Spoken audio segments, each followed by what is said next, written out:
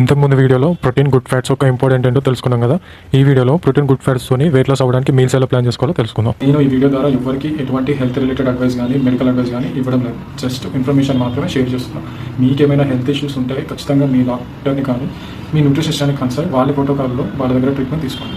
Protein and good ఫ్యాట్స్కి best sources ఏంటి అంటే యానిమల్ ప్రొడక్ట్స్, ఎగ్స్ కావచ్చు, మటన్ కావచ్చు, chicken with skin, paneer. So ఇవన్నీ మంచి protein and good fats options. Vegetable source కూడా ఉంటాయి కానీ వాటి వల్ల చాలా సైడ్ ఎఫెక్ట్స్ ఉంటాయి.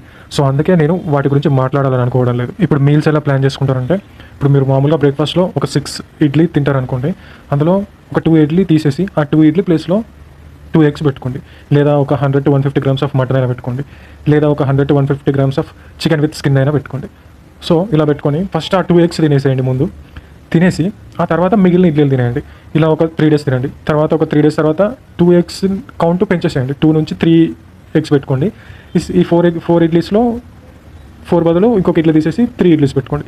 ఇలా మీరు ఎగ్స్ కౌంట్ పెంచుకుంటూ గ్రాడ్యువల్గా ఇడ్లీలు కానీ మీరు రెగ్యులర్ తినే దోశ కానీ రైస్ కానీ వీటి క్వాంటిటీ కొంచెం తగ్గిస్తూ ఇలా తినడం వల్ల మీ డైట్లో protein and good fats and portion అనేది పెరిగిపోతుంది. ఏదైతే సింపుల్ కార్బోహైడ్రేట్స్ ఉన్నాయో వాటి పోర్షన్ అనేది తగ్గిపోతుంది.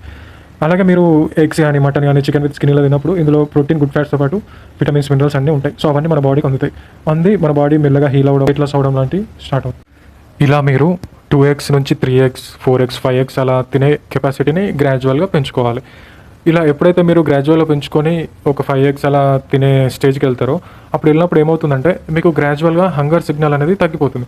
అంటే మీరు ఇంతకుముందు మార్నింగ్ 8, 9 కల్లా బ్రేక్ఫాస్ట్ చేస్తే ఆఫ్టర్నూన్ 12, 1, 2 అలా మీకు మళ్ళీ ఆకలి వేసేది. ఇప్పుడు అలా వేయదు.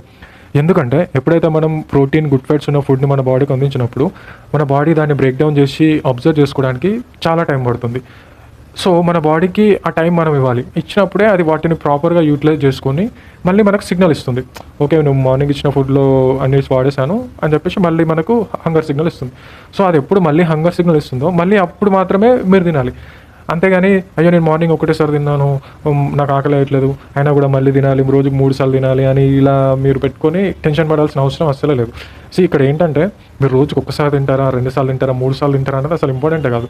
మీరు తినే ఒక్కసారైనా మీ బాడీకి కావాల్సిన మంచి nutrition food, protein good fats ఉన్న ఫుడ్ ఇస్తే అది ఎలా వాడుకోవాలో అలా వాడుకొని మళ్ళీ ఎంత హెల్తీగా ఉంచాలో, మీకు ఎన్ని హెల్త్ బెనిఫిట్స్ చేయాలో అది ఇస్తుంది.